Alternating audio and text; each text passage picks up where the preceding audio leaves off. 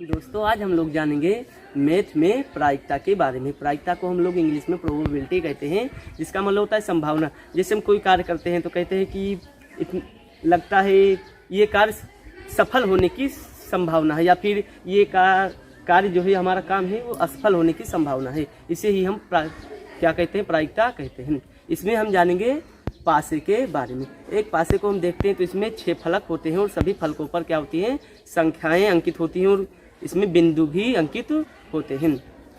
तो हम ये हमारा एक पासा है, इसको एक बार उछालते हैं तो क्या होता है, एक बार एक पासे को उछालेंगे तो हो सकता है 1 आ जाए, और हो सकता है 2 भी आ जाए, हो सकता है 3 आ जाए, हो सकता है 4 भी आ सकता है, और हो सकता है 5 आ जाए, हो सकता है 6 भी आ जाए। यानी एक पासे को जब हम उछालेंगे तो हमारे कितने केस बनेंगे, कुल केस बनेंगे 6।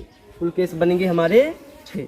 कुल एक पासे को जो उछाले तो कुल केस बने 6। इसे ही हम सैंपल स्पेस या फिर प्रतिदर्श समष्टि भी कहते हैं। अब लिखा एक पासे को एक बार उछालने की प्रायिकता बराबर क्या होता है, आने की संभावना बटे कुल संभावना। तो कुल संभावनाएं कितनी हुई, यानी कुल केसेज कितने बने, 6 ही तो बने, तो यहाँ पर 6 हो गया हमारा। और आने की संभावना क्या है, 1, क्योंकि इनमें से आएगा तो एक ही केस, तो वही हम इसे 1/6 लिख सकते हैं। और इसे जब हम काटेंगे परसेंटेज में लाएंगे तो 0.166 हमारा आ जाएगा।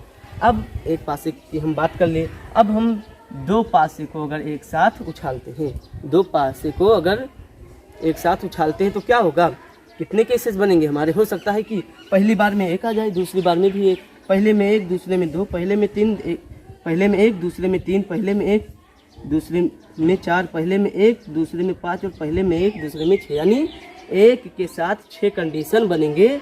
तो यानी ऐसे 6 संख्याओं के बाद 6 कंडीशन बनेंगे। तो हमारे कुल कितने केस बने, 36 केस बने। और यही जो 36 हमारे केस बने ये क्या हो गए, सैंपल स्पेस यानी प्रतिदर्श समष्टि हो गए। अब 2 पासे को जब हम उछाले तो हमारा अभी हमने देखा कि आने की संभावना बटे कुल संभावना प्रायिकता का फॉर्मूला होता है। तो यहाँ पर हमारे आने की संभावना कितनी, 1 ही, कोई एक ही इसमें से केस आएगा। और कुल कितनी संभावना, कुल कितनी केस बने, तो 36, यानी इसे हम 1/36 लिख सकते हैं। इसे जब हम काटेंगे तो हमारा 0.027% भी आएगा अगर परसेंटेज में देखेंगे। अब इसे हम एक फार्मूले से भी कर सकते हैं। जैसे अब मान लिया कि कह दिया कि 3 पासे को उछालेंगे एक बार तो कितने आएंगे, तो इस तरह से कहेंगे तो हमारा बहुत लंबा चला जाएगा। तो 3 पासे को उछालेंगे तो इसके लिए छोटा सा फार्मूला जो होता है हमारा कि मतलब इसमें कितने फलक हैं, 6, कितने बार मतलब कितने सिक्के, कितने पासे को उछाले, कितने पासे को उछाले एक बार, तो यहाँ पर 6 का पावर 1 हो गया। इसका फार्मूला होता है 6 मतलब 6 का पावर n।